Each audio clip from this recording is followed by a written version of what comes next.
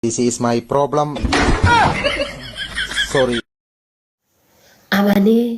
Amanamummaa guddaa san eessaa fuute lubbuu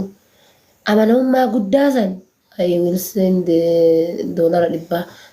galatoom habiibii kiyyaa galatoom $100 naa galchuu keetiif big respect thank you galatoom amanamummaa guddaa wayii irra ka'ee barnooti dubartii jechuun abdiin kutan garuu ammoo dhiironni hedduun abdii kutatan egalee abdii kutatan dhiironni jechuun takka dubartiin takka sobde taanaan lafee cabsinaan abadan dubartii biraata dhugaa waan argatan ittiin fakkaatu dhiironni nuti garuu iyyuu hammuma fedhellee ta'e maal taate abdii bilisummaa nu hammuma fedhellee yoo ta'e abdiin kutan deebineetuma deddeebinee jaalan dhiironni garuu dubarta takka jaalatanii dubartiin sun sobdeeti onne cabsinaan yoosuu baafatan maal gootan amma isin itti dhiyaatta dhiira sana itti dhiyaatte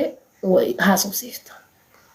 haasaa gisee haasofsiiftu kan akka jaalalanii sirraan barreetti haasofsiifta giseetti bilbiltuu hundaayyuu jechuudha bilbiltaa maqaan isaa Abdallaa jedhu yookaan ammoo Muhammad haa jedhu hello maammi akkam jirtu nagaa fayyaadha baga jiraatti akkamii nagaa miti haalli hojii akkam jiruuf jireenya kee akkam nagaa maal fakkaata maatiin akkam biyyi akkam biyyi jirtu akkam haalli hojii haalli qilleensa akkam maashaallah jajjabaadha kaa jireenya biyya ormaa tana silaayyuu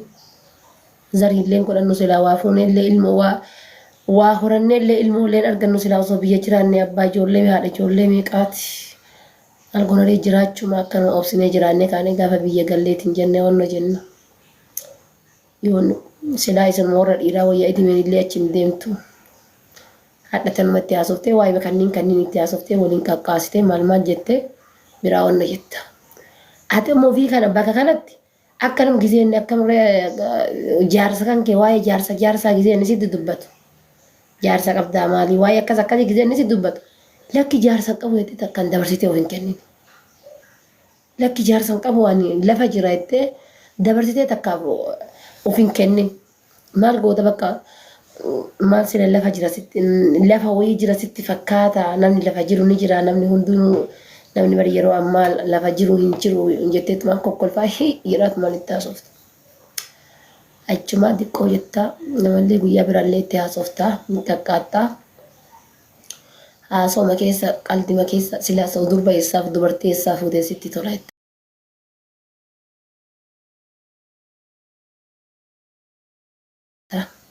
yoonni arsii ta'e anama fakkeenyaa fi odoo shawaa wallagga wallufa akkasii heerame jedhee hedduu natti tola jettaan sii galee hedduu natti tola soo gara heerume gara arsii kana giseen isin jedhe bakka kolfaatuma yookaan gara harargee kana yoo harargee ta'e jechuudha gara harargee kana osoo kolfaatuma bakka siireesii taateetuma itti haasofta qaqqaaqa maal jedha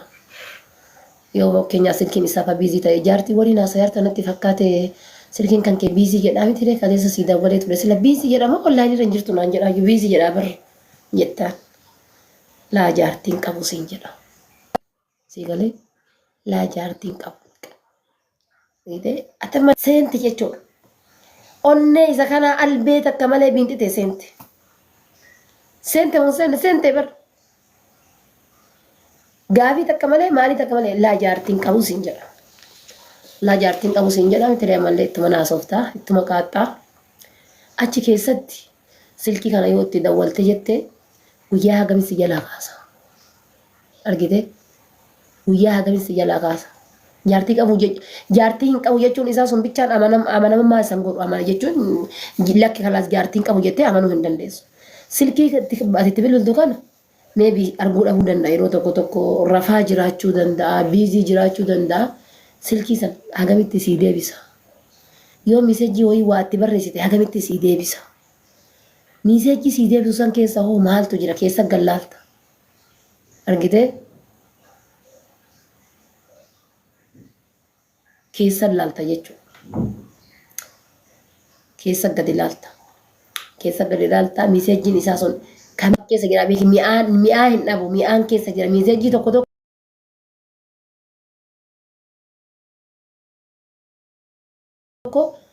miseejii dhiirri sii barreessu tokko keessa mi'aatu jira wanni qaama qabu lubbuun faati qashtitiyyaan faati lubbuu qashtitiyyaa